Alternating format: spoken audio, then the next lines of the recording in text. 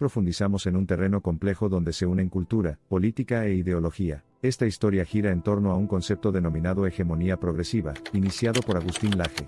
Empecemos, una batalla cultural en curso.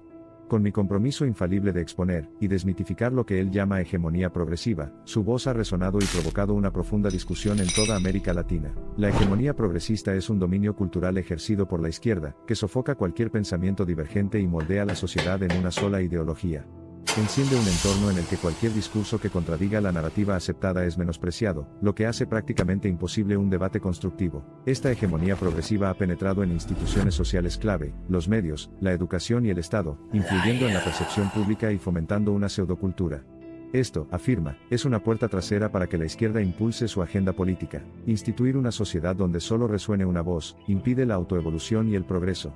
Sofoca el espíritu de investigación, el pensamiento crítico y la diversidad que es esencial para una civilización próspera. El quiz de esta batalla se convierte entonces en el establecimiento de un entorno cultural más inclusivo donde todas las perspectivas ideológicas puedan coexistir, y donde la hegemonía cultural no dicte los términos del discurso público. Este video ejemplifica una mezcla poco convencional de sociología, historia y filosofía política, desafiando los dogmas del marxismo cultural, brindando a los pensadores prometedores una nueva lente para ver y comprender las complejidades de los discursos sociales. El enfoque no es disolver la izquierda. Más bien busca debilitar el dominio monopolístico de una cultura que indiscriminadamente deja de lado otras ideas. El diálogo abierto, el pensamiento crítico y la libertad intelectual son sus pilares. Los campos de batalla ideológicos que en sus perspectivas culturales tienen implicaciones de gran alcance en un mundo que se está polarizando cada vez más entre la izquierda y la derecha. Esto significa un eje en la configuración del panorama cultural de los tiempos venideros. Como era de esperar, sus discursos estimulantes y sus escritos perspicaces han suscitado duras críticas y fervientes partidarios de ambos sectores políticos. Mientras somos testigos de la creciente polarización en nuestras sociedades, la defensa de la diversidad cultural del pensamiento proporciona un camino refrescante para fomentar diálogos constructivos que trasciendan las barreras ideológicas. La misión de crear conciencia pública sobre los peligros de la hegemonía progresista. Su resonante mensaje, defender las libertades, resistir la hegemonía, despierta la esperanza de un entorno cultural equilibrado y saludable. Sus esfuerzos son monumentalmente importantes para fomentar la discusión y el debate abiertos. Estas semillas plantadas hoy son esenciales para el crecimiento de sociedades libres que puedan respetar y adaptarse a diversas perspectivas y promover cambios progresivos. Es dentro de estos marcos y de los fértiles terrenos de la conciencia pública donde la hegemonía progresista puede ser desafiada y finalmente derrotada. El triunfo final, sin embargo, se basa en la voluntad colectiva de oponerse a tal dominio cultural monolítico. Ningún monopolio ideológico puede ser benigno. Afirma que cualquier grupo dominante que impida el libre flujo de ideas diversas es una amenaza para la supervivencia de una sociedad sana y próspera. Mientras esto continúa su batalla en las fronteras culturales de América Latina, los ecos de sus ideas revolucionarias resuenan por todas partes, inspirando a muchos a abrazar su carácter distintivo cultural y admitir la pluralidad de puntos de vista distintos. La era del dogma cultural incuestionable sin duda se tambaleará bajo el riguroso escrutinio de la conciencia colectiva y, mientras Laje predica fervientemente, eventualmente prevalecerá un nuevo amanecer de equilibrio cultural. En medio de la maraña de voces fragmentadas, el tumulto de ideologías en conflicto y la tempestad de la hostilidad cultural, esto emerge como el presagio de la esperanza, anunciando los vientos de cambio que prometen un mundo más inclusivo y culturalmente diverso. Independientemente de la inclinación política de cada uno, la diversidad cultural de pensamiento debe abrazarse y alimentarse para evitar una sociedad monótona y unidireccional. Esta es la verdadera esencia de un mundo progresista e inclusivo. El progreso no se logra silenciando a aquellos con quienes no estamos de acuerdo. Proviene de escuchar, comprender y respetar diversas perspectivas, creando un ambiente de debates saludables, un cultivador próspero de verdadero progreso. La batalla cultural es un testimonio del espíritu indomable de la agencia humana. Presenta un recordatorio duradero del papel indispensable que desempeña cada individuo en la configuración del tapiz sociocultural de nuestro mundo. Mientras bajamos las cortinas, es imperativo que llevemos el faro del mensaje a nuestras esferas de influencia. Después de todo, cada uno de nosotros es una mera pieza del rompecabezas del cambio social, y es hora de que aceptemos plenamente nuestros roles. Al abrazar el espíritu del pluralismo ideológico, podemos esperar superar las barreras que han limitado el potencial de nuestras culturas y sociedades durante demasiado tiempo. Es una batalla por la que vale la pena luchar. Las batallas culturales apenas tienen un final definido. La guerra no es contra ningún individuo o grupo, sino contra la estrechez de miras que invade nuestros espacios mentales, y las tendencias exclusivistas que amenazan con dividirnos. Cada pensamiento que escribo resuena entre nuestra conciencia colectiva, llamándonos a cada uno de nosotros a ocupar el lugar que nos corresponde en la sinfonía cultural en curso. Su reforma cultural sin duda insertará una valiosa perturbación en las cadenas aparentemente inquebrantables de la hegemonía progresista, redefiniendo la trayectoria de nuestro discurso social. A medida que llegamos a su fin, la batalla cultural es un recordatorio del inmenso poder de la transformación cultural, y del incesante anhelo humano de asegurar un mundo más libre, más igualitario y más vibrante. Esta batalla cultural cataliza nuestro viaje hacia una sociedad más enriquecida, caracterizando un barco oscilante sobre las crecientes olas de continua evolución social. Así que a medida que los capítulos de la batalla cultural continúan desarrollándose, no incumplamos nuestro deber solemne de asegurar y proteger este faro para las generaciones futuras, un mundo fundado en principios de tolerancia, diversidad y libertad de expresión. El legado perdurable de la batalla cultural podría simplemente presagiar, si no contrarrestar, la hegemonía progresista, la descentralización de la autoridad cultural, una conclusión inevitable en el triunfo de un libre flujo de ideas, fomentando la independencia cultural compartida. Avanzar por los caminos trillados de la hegemonía cultural ortodoxa puede ser fácil, pero orientar el rumbo hacia la adopción del pluralismo ideológico es la verdadera prueba de nuestro temple colectivo. Agustín Laje, Axel Kaiser, Nicolás Márquez, entre otros libertarios que encabezan este testamento, rompiendo barreras hegemónicas, ladrillo a ladrillo.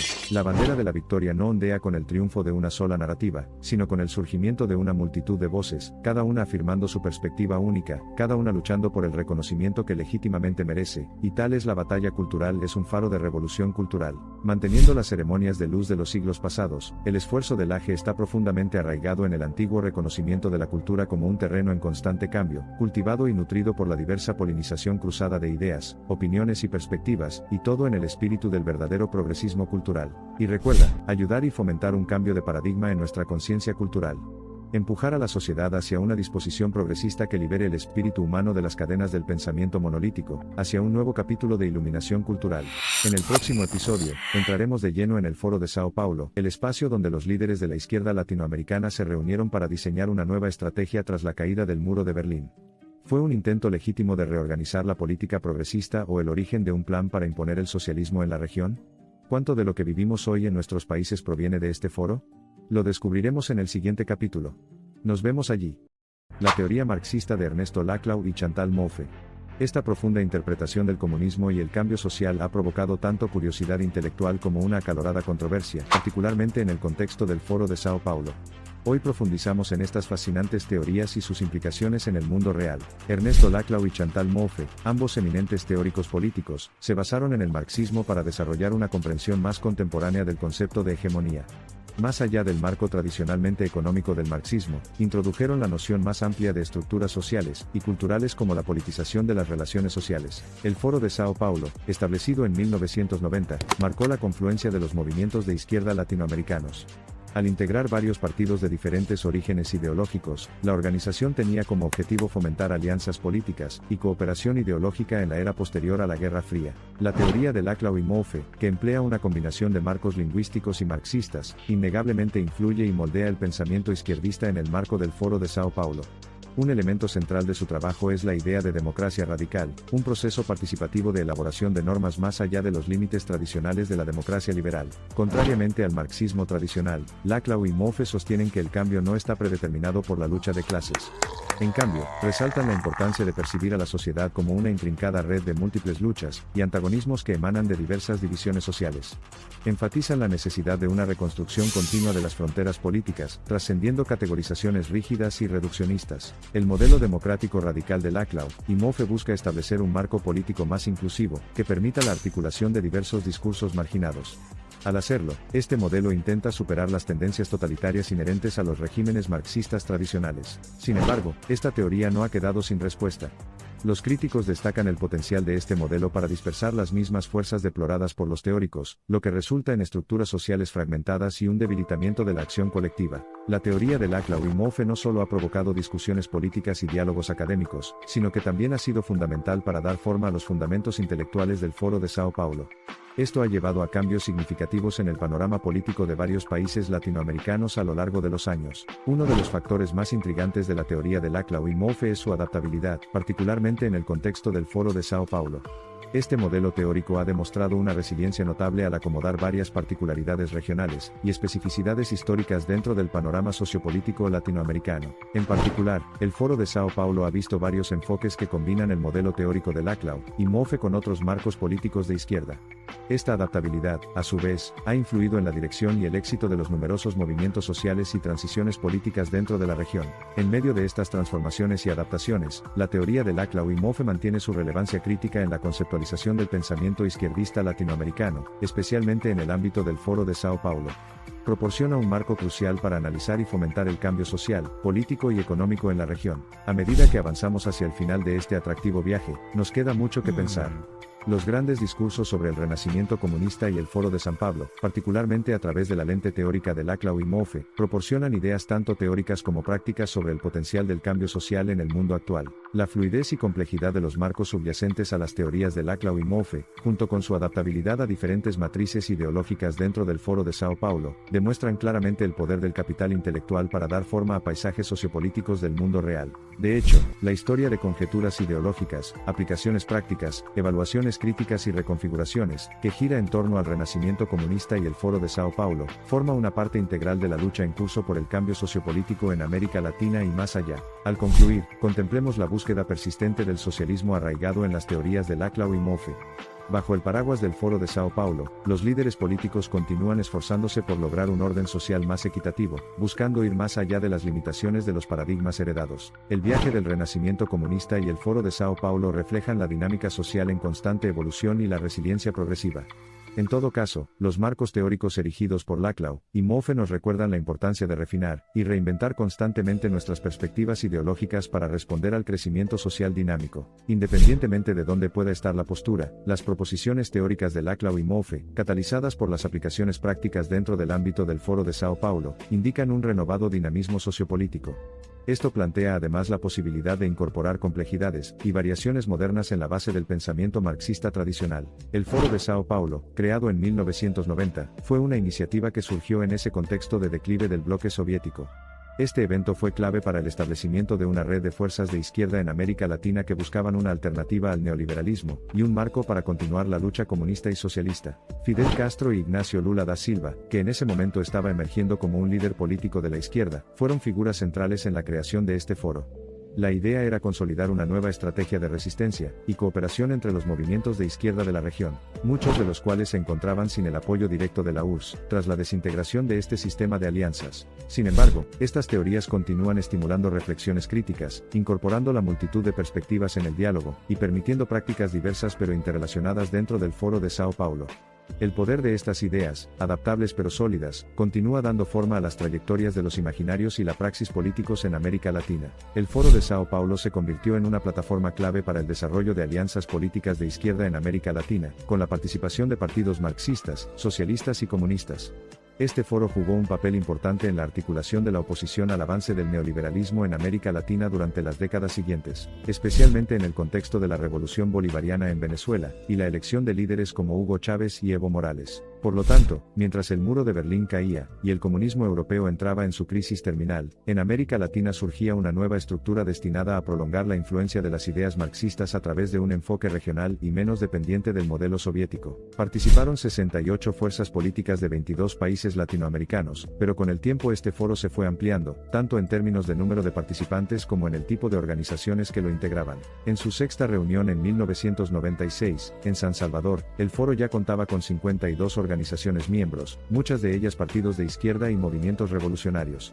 Sin embargo, uno de los aspectos más controvertidos de este foro fue la presencia de grupos guerrilleros y organizaciones criminales, como el Ejército de Liberación Nacional, ELN, y las FARC, las cuales habían estado involucradas en actividades ilícitas, incluida la producción y tráfico de drogas, en particular la cocaína, que es un tema central en la política y la economía de varios países de la región.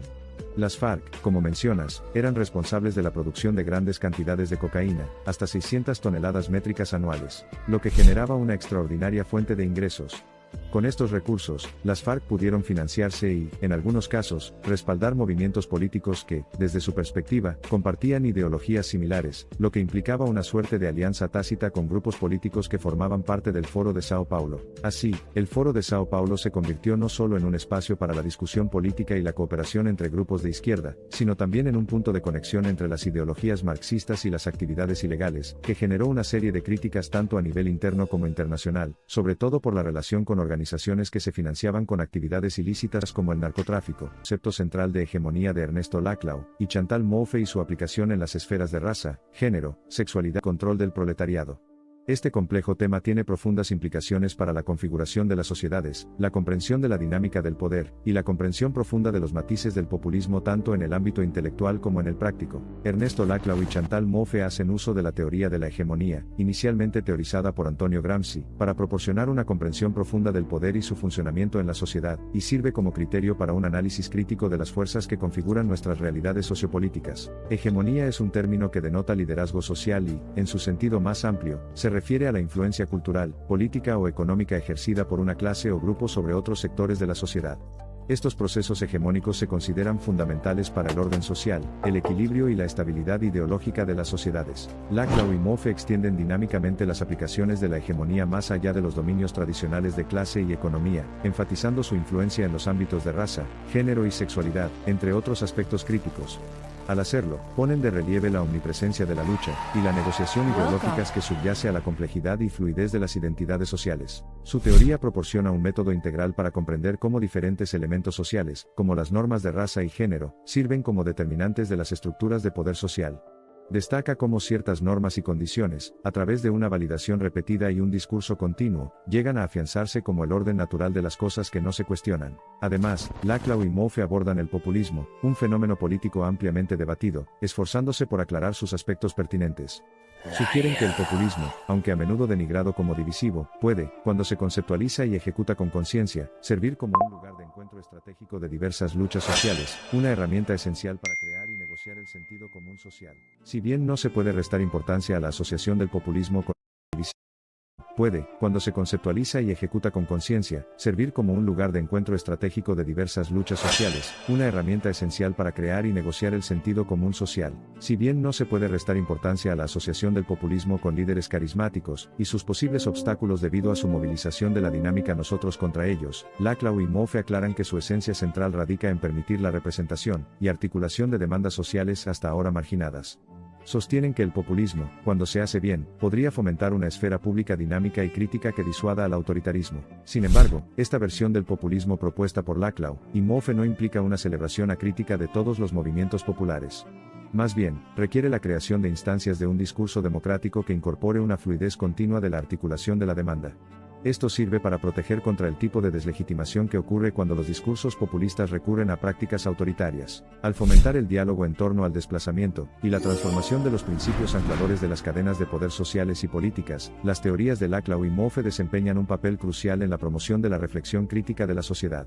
Iluminan cómo las relaciones de poder pueden ser transformadoras y desestabilizadoras y cuán adaptables y flexibles son las dinámicas sociales. En resumen, los trabajos de Laclau y Mouffe nos brindan una perspectiva matizada sobre la hegemonía, una teoría social y política integradora que nos ayuda a comprender cómo operan y cambian las estructuras de poder social.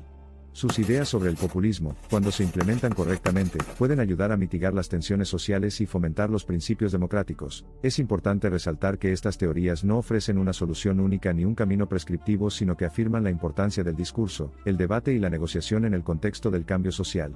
Subrayan la naturaleza fluida y dinámica de las estructuras de poder, contrarrestando puntos de vista esencialistas anclados en binarios fijos y jerarquías estáticas. Al dilucidar cómo se construyen y deconstruyen los discursos sociales y las relaciones de poder, nos redirigen de centrarnos en grandes narrativas y caminos lineales de una sola cuerda, y nos llevan hacia una apreciación profunda de la complejidad de la vida social, multicapa, interdependiente, cambiando y evolucionando continuamente en reacción al mundo que lo rodea. Nos alertan del hecho de que los procesos de reconocimiento identitario, la construcción de sujetos sociales y políticos, no son meramente productos de opresión o liberación sino negociaciones intrincadas, cuyas complejidades no son reducibles a ningún eje único de determinación. Ernesto Laclau y Chantal Mouffe reinterpretaron el marxismo desde una perspectiva posmarxista y postestructuralista, alejándose del énfasis en la lucha de clases tradicional, y dándole mayor importancia a la construcción del discurso y la identidad política.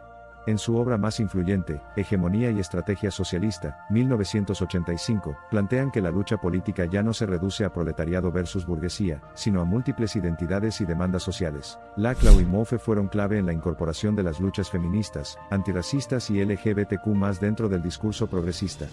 Argumentan que estos movimientos forman parte de una cadena de equivalencias, es decir, un frente común de lucha contra las estructuras de poder hegemónicas.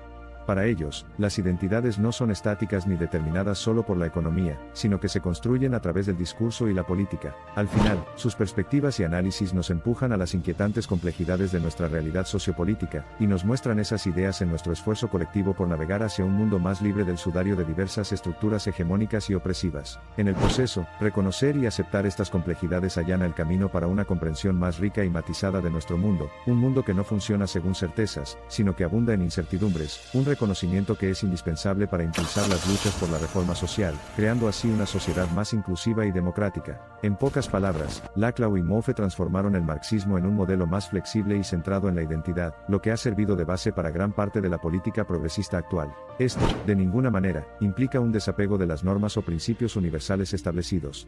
Sin embargo, requiere que los interroguemos críticamente, eliminando las muchas mistificaciones que se les atribuyen y abriéndolos a negociaciones constantes, participando así en un proceso democratizador continuo que encarna la esencia del cambio social. Para terminar, estudiar los principios de Laclau y Mouffe nos proporciona un poderoso instrumento para renegociar crítica y constructivamente las fronteras de nuestro mundo sociopolítico, encendiendo las semillas de prácticas democráticas discursivas imperativas para el progreso y el mejoramiento de la humanidad. De hecho, es un viaje de confrontación, contienda y, en última instancia, transformación del status quo. Hoy cerramos un episodio cargado de ideas que siguen marcando el rumbo del pensamiento político y social. Desde Gramsci y su hegemonía cultural hasta Laclau y Mouffe redefiniendo el populismo y las luchas identitarias. Hemos visto cómo el control de las ideas es tan poderoso como el control económico, cómo la política se ha convertido en una disputa de discursos más que de clases, y cómo las nuevas corrientes buscan reemplazar la lucha obrera por un frente de identidades fragmentadas. La pregunta que queda en el aire es, ¿estamos ante una evolución del pensamiento o ante una estrategia para dividir a la sociedad y debilitar la libertad individual? Al final del día, la batalla no es solo política, sino filosófica. ¿Quién tiene el poder de definir la realidad? Nos vemos en el próximo episodio, donde seguiremos desmontando ideologías y explorando nuevas perspectivas. Hasta la próxima. Hoy cerramos un episodio en el que desmontamos las ideas de Gramsci, Laclau y Mouffe, y vimos cómo el control cultural y el discurso han reemplazado la lucha de clases en la estrategia de la izquierda. Pero esto no quedó en la teoría, estas ideas fueron la base de un movimiento político real que transformó América Latina. El cambio real no ocurre en los cómodos confines del estancamiento. Solo atreviéndose a cuestionar, traspasar fronteras y abrazar lo desconocido podrán realmente echar raíces las semillas de la transformación. Así que sigue preguntando, sigue desafiando y sigue creyendo que, para cada viaje hacia el cambio comienza con ese único paso. Muchas gracias y espera el siguiente video sobre el siguiente grupo que creó el progresismo en México, el Grupo de Puebla. Muchas gracias por seguirme en Politicast Iván.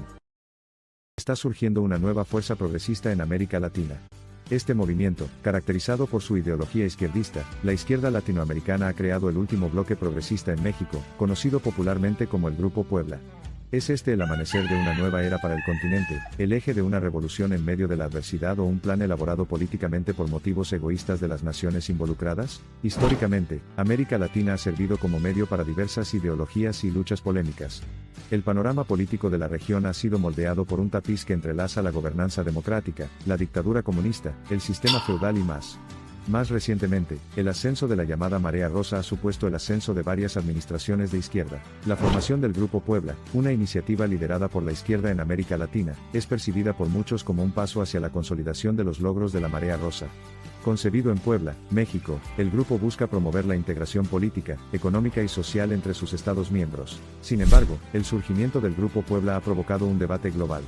Si bien algunos lo ven como un medio para fomentar la colaboración mutua entre los países latinoamericanos, otros temen que pueda convertirse en un foro para ampliar los sentimientos antiamericanos, y potencialmente allanar el camino para el resurgimiento de regímenes radicales. Por otro lado, los críticos argumentan que la motivación del grupo está impulsada por la conveniencia política.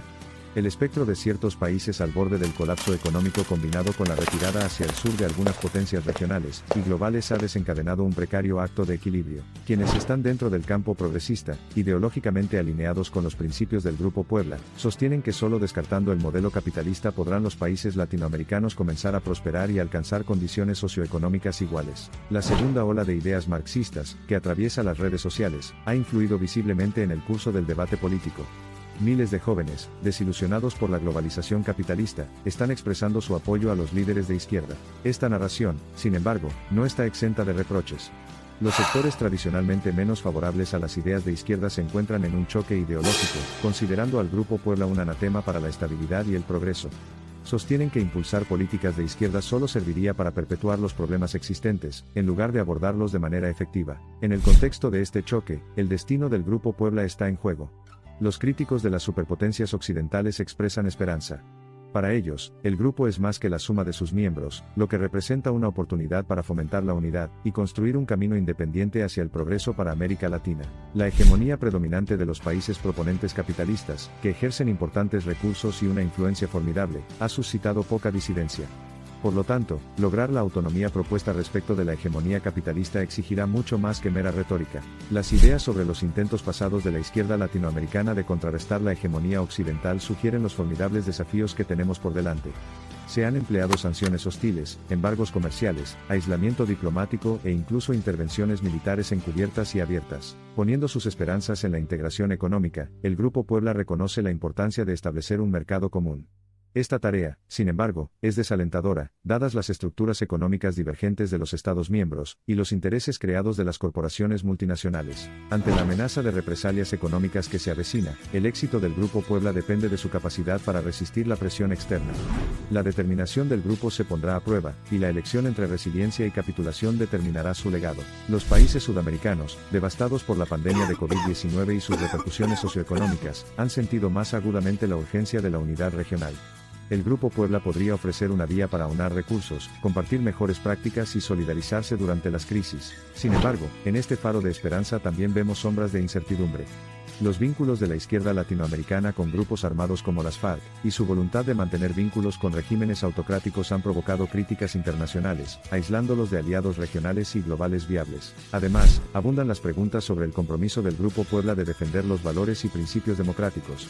La libertad de prensa, el derecho de reunión y el debido proceso a menudo se perciben como socavados en sus Estados miembros, lo que arroja una sombra de duda sobre sus afirmaciones. Mientras la izquierda latinoamericana trabaja para fortalecer su posición política tanto a nivel regional como global, el Grupo Puebla enfrenta una tarea hercúlea.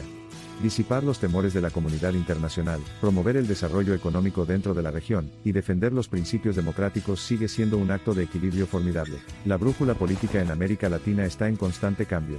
Envuelta por incertidumbres económicas, mayores disparidades sociales y desafíos arraigados, la transición de simplemente causar sensación en el ámbito internacional a transformar fundamentalmente el continente está plagada de complejidades. El Grupo Puebla se encuentra en una encrucijada, lidiando con contradicciones dentro de sus filas y enfrentando presiones externas.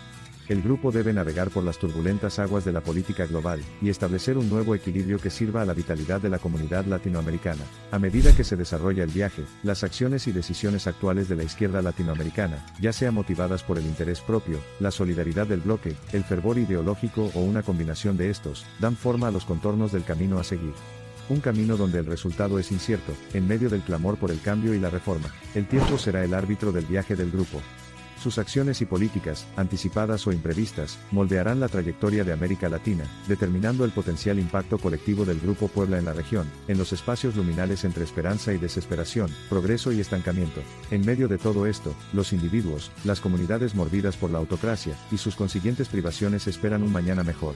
Deponen su confianza en este nuevo bloque progresista, creyendo que les dará voz y la plataforma tan necesaria para abordar sus preocupaciones y hacer realidad sus aspiraciones. Mientras América Latina avanza, definiendo un tapiz sociopolítico envuelto en tensiones de desafío, convicción y esperanza, el Grupo Puebla desempeñará un papel crucial. Sin duda, es un modelo de tal escenario, nada menos que un portador de llamas que ilumina el tumultuoso ámbito político. Sin embargo, cantar himnos por el potencial de un grupo naciente es inútil sin reconocer las circunstancias que estropean la trayectoria política de la región.